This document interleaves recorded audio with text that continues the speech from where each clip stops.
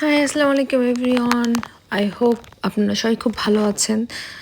তো আজকে আমি না কিছু গুরুত্বপূর্ণ কথা বলবো, আবার কিছু শিক্ষণীয় কথা বলবো, যেটা আমি শিক্ষা গ্রহণ করেছি দেশের বাইরে আসার পর আর কি। তো প্রথমত হচ্ছে, আপনারা অনেকে জিজ্ঞেস করেন যে আপু, মানে কম দামে সুন্দর ভালো কোয়ালিটির জিনিস কোথায় পাওয়া যায়। আমি এজন্য এটা ভাবলাম যে আপনাদেরকে বলি, কারণ আমি যেটা কাজ করি আর কি, এখানে এত সুন্দর সুন্দর কিউট স্টাফ দেখতে পাচ্ছেন, এত সুন্দর সুন্দর ব্যাগগুলো, বাট এগুলো প্রাইস আছে। এগুলো ডেফিনেটলি ভিয়েতনামি একেবারে প্রিমিয়াম কোয়ালিটি, যার কারণে এগুলোর প্রাইসগুলো একটু high, but quality top notch. So basically এখানে আমি পুতুলগুলো দেখে আমি পাগল হয়ে যাচ্ছিলাম, but I am fully blessed যে আমি যেটাই হাত দিয়ে আমার হাজব্যান্ড সেটাই আমাকে দিয়ে কিনে দেয়।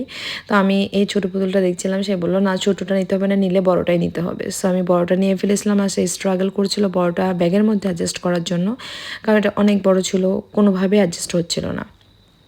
তো যাই হোক, অনেকেই বলেন যে আপু কোয়ালিটি হাই বা ব্র্যান্ডের সব প্রিমিয়াম কোয়ালিটি কোথায় পাবো। তো আমি যেটা করি আর কি, আমি সানশাইনে, যারা মেলবোর্নে থাকেন সানশাইন যেতে পারেন, শুক্রবারের দিন বসে সকাল 10টা থেকে সম্ভবত বিকাল 4টা 3টা পর্যন্ত এরকম। তো এখানে এত সুন্দর সুন্দর জিনিস পাওয়া যায়, যা চাইবেন তাই পাওয়া যাবে। সো আমি এখান থেকে আমার কিছু জিনিসপত্র কিনি আর কি, শীতের জ্যাকেট, সোয়েটার বা জুতা, আপনারা যেটা মন যাবে সেটাই কিনতে পারেন।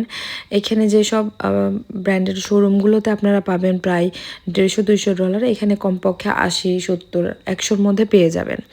কারণ এগুলো কোয়ালিটি একেবারে হাই, আপনার সাথে মানে ব্র্যান্ডের সাথে আপনি কোনোভাবে বুঝতে পারবেন না যেটা কপি না কি। তো যাই হোক, এখান থেকে আমি কিছু জিনিস কিনলাম। তারপরে আমি প্রায় যাওয়ার চেষ্টা করি আর কি, যখন যখন আমি টাইম পাই, তাই আপনাদেরকে দেখাচ্ছি। যারা থাকেন আর কি মেলবোর্নে, আমার ভিডিও দেখেন, তারা অবশ্যই সানশাইনে একবার যেতে পারেন ফ্রাইডেতে। এখানে ছেলে মেয়ে বোথ সবার সুন্দর সুন্দর জিনিস পাওয়া যায়, সুন্দর ব্যাগ, জুতা, সব কিছু। তো আমি এখান থেকে কিচেনের কিছু দুইটা না একটা জিনিস কিনেছিলাম। এগুলোও এত বেশি রিজনেবল ছিল যে বলার মতো নয়। আর যাদের গাছপ্রেমিক তারা নিতে পারেন এত সুন্দর সুন্দর কিউট ক্যাকটাস গাছগুলো। বাট আমি টাইমলি ওদেরকে ম্যানেজ করতে পারবো না দেখে আমি কিনি নাই। এর আগে কিনে আমি ঠকেছি এত টাকা দাম দিয়ে। সো আমি ভাবছি যে না, আমি লেট গো করি। তো যাই হোক, বাইরে গেছিলাম। তো তানভীর আমাকে বলে যে মাঝে মধ্যে দুইজনের একান্ত নিজেদেরকে টাইম দেওয়া উচিত, কারণ আমরা যতই জব একসাথে করি না কেন, বাট ওই জবের ক্ষেত্রে তো আপনি নিজেদের পার্সোনাল টাইম আপনারা নিজেরা স্পেন্ড করতে পারেন না। তো এখানে আসার পরে অনেক কিছু জীবনে আমাদেরকে শিখিয়েছে। সেটা হচ্ছে, প্রথমত এখানে আসার পরে চিন্তা করবেন না যে আপনার এলাকার মানুষের মতোই এরাও সেই রকম, মানে ওরকম মেন্টালিটির। আমরা যে কাজটা করি কি, মানে অনেক ভাবুক হয়ে যায়, যে আমরা নিজেদের সব কিছু শেয়ার করার চেষ্টা করি বা আসলে একসাথে মিলেমিশে থাকার চেষ্টা করি, কিন্তু এখানে আপনাকে সবাই, আপনার অপোজিট পার্সনরা ওইরকম করে আপনাকে অ্যাকসেপ্ট করবে না।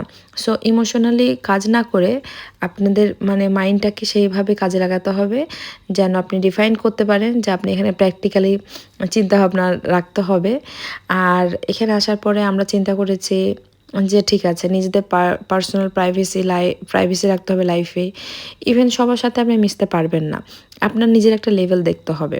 কারণ আপনি মাস্টার্সে গেলে ব্যাচেলারের সাথে কখনো খাপ খাওয়াতে পারবেন না, বা ব্যাচেলাররা মাস্টারের সাথে খাপ খাওয়াতে পারবে না। এটা আমি ট্রু জেনুইন কথা বলছি, যেটা আমরা নিজেরা গ্রহণ করেছি শিক্ষা, সেইটা। আর এখানে আসলে আমরা যে ফ্যামিলি থেকে আসি বা আমরা যেরকম মানে লাইফটাকে ইজিভাবে নিই, সেই রকম লাইফটাকে ইজিভাবে এরা নেয়, তার থেকেও ইজি নাই। তো যাই হোক, আমি এটাই বলবো যে বাবা মার স্বপ্ন পূরণ করার জন্য বাবা মা পাঠিয়েছে, সেই স্বপ্ন বা সেই শিক্ষায় থাকাটা সবার উচিত হোপফুলি। আর আমার ভিডিওটা আশা করি সবার ভালো লাগবে। আমি জাস্ট আজকে একটু ভাবুক হয়ে কথাগুলো বললাম, বাট ট্রু কথাগুলো। তো যাই হোক, আমি রান্নাবান্না শেষ করে ফেললাম, সেই সাথে সাথে রাত্রে এখন ডিনার করব। সবাই ভালো থাকবেন। আল্লাহ হাফেজ।